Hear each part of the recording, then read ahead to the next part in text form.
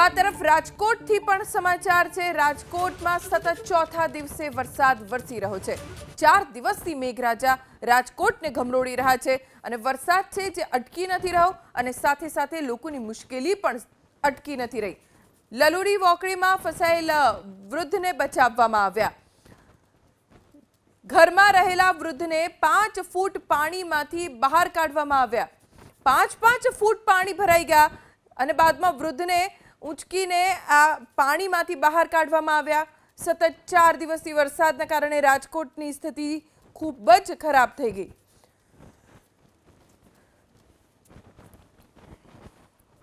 તો રાજકોટના જેતપુરમાં ભાદર એક ડેમ ઓવરફ્લો થયો છે। નીચાણવાળા વિસ્તારોમાં લોકોને એલર્ટ રહેવા માટે કહેવાયું છે।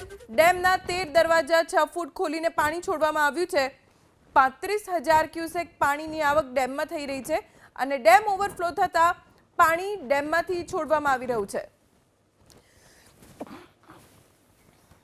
ડેમ પાણીની આવક થઈ રહી છે।